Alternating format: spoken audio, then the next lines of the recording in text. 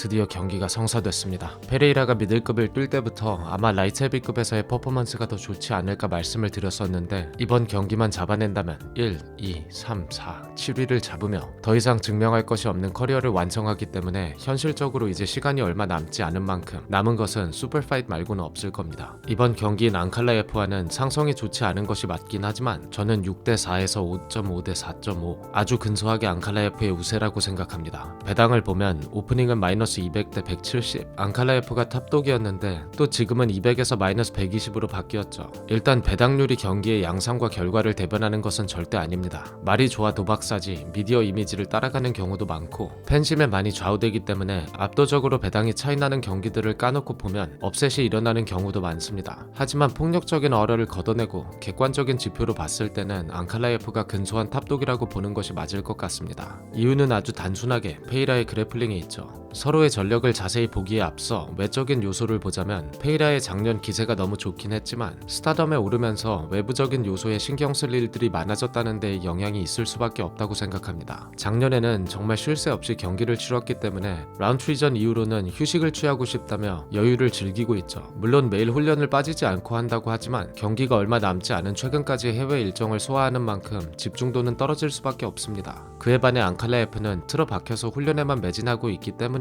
경기에 대한 집중도와 간절함은 더 있다고 볼 수 있을 것 같습니다. 라마단 기간이라 컨디셔닝이 어떨지는 봐야겠지만 이게 법적으로 지켜야 하는 것도 아니고 파스팅이라는 것이 생각보다 유연하기 때문에 아마 이번에 패배를 한다면 다시는 기회가 오지 않을 수도 있는 위치의 앙칼라 F가 나름 계산을 하지 않았을까 합니다. 그래도 혹시 패배한다면 변명은 없었으면 하네요.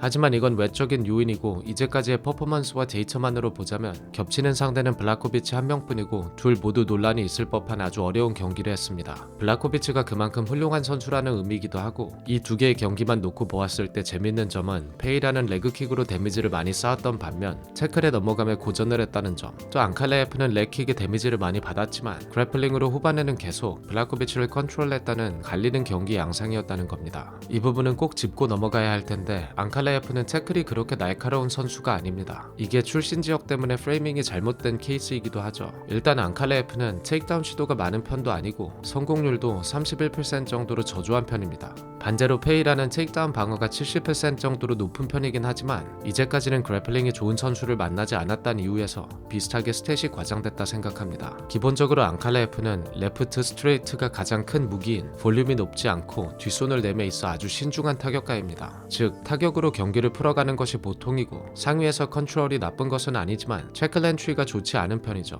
그렇다고 클린치에서 강력한 모습을 보여주지도 않기 때문에 언더훅을 파였을 경우에는 포지션을 바꿔가며 하는 태클 성공률 역시 저조합니다. 하지만 그렇다고 태클 옵션을 배제하고 페이라와 타격전으로 가는 것은 미친 짓인 만큼 가장 안전한 경기 운영은 타이밍을 보고 더블렉 시도, 실패하더라도 케이지 사이드로 구겨가며 최대한 체력을 빼먹는 것일 겁니다. 즉 적어도 2라운드부터는 무조건 붙어주는 것이 좋다는 거죠. 그런 의미에서 붙었을 때 넘기지 못한다면 케이지 사이드로 밀어주는 것이 아주 중요할 것 같은데 옥타곤 중앙에서의 클린치 싸움은 페이라가 더 좋다고 생각합니다. 일단 페이라는 신장이 커서 무게 배분이 좋고 또 손이 큰 만큼 손목을 잡거나 넥타이를 잡았을 때 효율이 좋은 편입니다. 킥복싱 무대에서 활동을 오래 했기 때문에 브라질 선수들 특유의 앵클컬과 같이 발목을 털어 빠져주거나 손목을 컨트롤하고 떨어지며 데미지를 넣는 옵션은 페이라가 더 많습니다. 하지만 문제는 싱글렉이 잡힌 상황에서는 생각보다 무기력하게 넘어간다는 겁니다. 페이라가 마지막으로 넘어갔던 경기가 2023년에 있었던 프라치카와의 1차전이었기 때문에 그동안 디펜스에 관한 부분은 발전이 있다고 봐야 할 것 같습니다. 하지만 데이터상으로 넘어갔었던 프라치카, 아데사냐, 블라코비치 전 모두 싱글렉을 잡혔을 때 넘어갈 포지션이 아님에도 상대의 머리 중심에 그대로 딸려 내려간다는 인상을 받았습니다. 물론 테사이라의 팀에서 훈련을 하는 만큼 하위에서의 움직임과 리커버리는 생각보다 좋은 편이긴 합니다. 하지만 중심의 이해도에 관한 부분은 스트라이킹 매트와 다르게 빠른 시간 내에 눈에 띄는 성장을 기대하기 어렵다는 특성도 있고 브라질 선수들을 전반적으로 보면 디펜스에 그렇게 높은 비중을 두고 훈련을 하는 스타일이 아니기도 하죠. 있었죠. 프라츠카와의 1차전에선 레벨 체인지 페인트의 반응이 눈에 띄게 있었던 것으로 보아 경기 초반에 넘어간다면 아마 머릿속이 복잡해질 텐데 앞손 훅과 같이 중심이 쏠리는 공격을 낼 때 레벨 체인지를 염두에 두는 것, 또 앙칼라예프의 태클 드라이브가 날카롭지 않다는 점을 고려했을 때 최대한 자신이 좋아하는 거리를 유지한 채 경기를 풀어가는 방향이 맞지 않나 싶습니다. 반대로 앙칼라예프가 마지막으로 상대를 넘겼던 23년도에 있었던 저니 워커와의 1차전은 워커의 바디에 데미지가 있은 후 점핑리를 시도하다 백을 내주었기 때문에 넘어갈 수밖에 없는 포지션이었고, 그 전년도인 22년 블라코비치와의 경기에선 25분간 총 10번의 테이크다운 시도 단 2번의 성공으로 성공률이 저조했습니다. 게다가 5라운드의 테이크다운은 블라코비치가 셀프로 테이크다운을 당했다고 봐도 무방할 것 같고, 유일하게 성공했던 태클은 아주 비효율적인 무식한 드라이브로 넘기는 장면이었기 때문에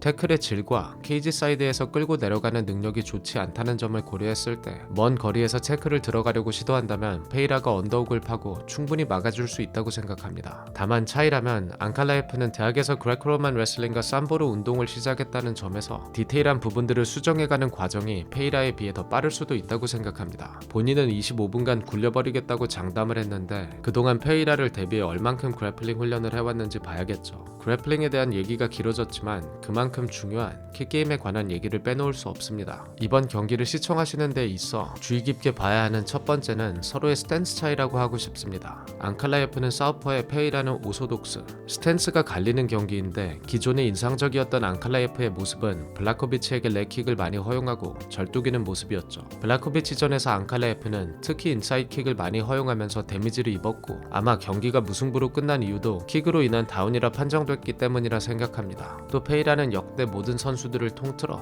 가장 훌륭한 렉킥을 가졌다고 봐도 과언이 아닌데 저스틴 게이츠와 같은 경우 가드로 받아준 후에 거리를 죽이며 킥을 내는 스타일이고, 알도와 같은 경우에는 아주 정석적으로 좋은 리듬을 살려주면서 컨비네이션을 섞어주는 선수였습니다. 이 두 선수에 비해 페이라는 킥을 내는 리듬과 타이밍이 아주 이상하기도 하고 텔레그래프가 없을 뿐만 아니라 펀치가 무겁기 때문에 시선이 상체에 집중될 수밖에 없다는 복합적인 이유에서 킥 성공률이 아주 높은 선수입니다. 또 킥 포인트가 굉장히 낮고 앞발을 사용할 땐 발등으로만 차는 것이 아니라 발에 날로 찬다는 특이한 스킬의 소유자이기도 하죠. 기존의 경기에서 공략이 가능한 부분을 들춰냈기 때문에 페이라가 당연히 킥으로 재미를 보려고 할 텐데, 가장 최근의 경기였던 라키치전을 보면 인사이드 킥에 대한 반응과 체크는 많이 개선된 모습을 보였습니다. 물론 라키치가 좋은 선수이긴 하지만 킥을 내는 타이밍이 페이라와는 비교할 바가 아니라고 생각하고 타점과 포인트가 더 낮기 때문에 체크를 해도 데미지가 있을 수밖에 없을 겁니다. 만약 킥으로 인한 데미지로 어쩔 수 없이 스탠스 체인지를 해야 하는 상황이 온다면 페이라가 아주 쉽게 잡을 겁니다. 블라코비치전에서 데미지를 받은 앙칼라예프가 오소독스로 섰을 때 라이트를 내는 장면을 보면 힘을 아주 많이 실어서 던지는 모습을 보였던 만큼 평상시에 자신이 잘하는 깔끔한 타격이 나오지 못할 거라 생각하기 때문입니다.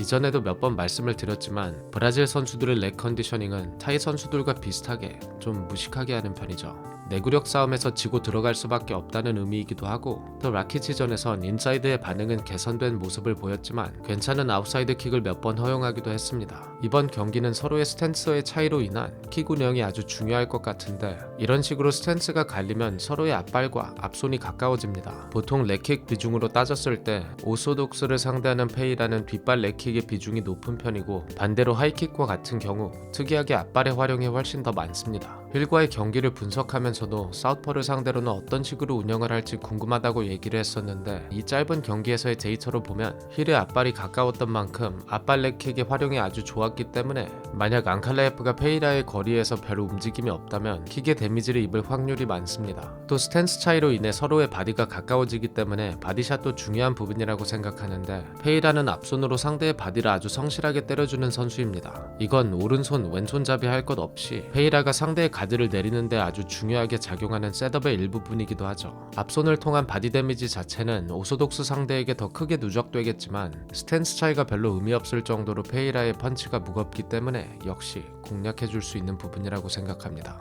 반대로 앙칼라예프는 뒷손으로 바디를 쳐주려고 하는 경우가 더 많습니다. 그만큼 킥으로 셋업을 깔아주지 않고 무리하게 바디를 노리다가는 카운터에 노출될 위험이 있겠죠. 앙칼라예프도 킥이 아주 좋은 선수인데 렉킥은 뒷발을 쓰기보다 보통 앞발로 어블릭킥으로 무릎 위를 자주 노려주고 뒷발로는 팁과 바디킥, 또 컨비네이션을 낸 후에 연계로 힘있게 잘 차주는 스타일입니다. 블라코비치전에선 킥의 활용이 많진 않았지만 라키치전에서는 팁과 오블릭킥의 활용이 훨씬 높여 높여온 모습을 보였기 때문에 특히나 이번 경기에 밀려서는 답이 없는 만큼 프런킥의 활용을 높여오는 것이 좋은 선택지이지 않을까 합니다. 영상 초반에 말씀드렸던 것처럼 앙칼레예프는 뒷손을 내매 있어 아주 신중한 선수입니다. 뒷손 스트레이트가 아주 날카롭고 강력한 무기인데 상대를 자신의 뒷손 궤도에 놓는 얼라이닝은 뒷손이 날카로운 선수들이 대부분 그렇듯 앞손으로 해결해주는 경우가 많습니다. 또 상대의 타격을 받아준 후에 뒤로 빠짐의 체크성이 앞손이 좋은 선수인데 거리 안에 들어오기만 한다면 뒷손이 자신있게 나오기 때문에 무리한 공격으로 밀고 들어가기에는 부담이 있습니다.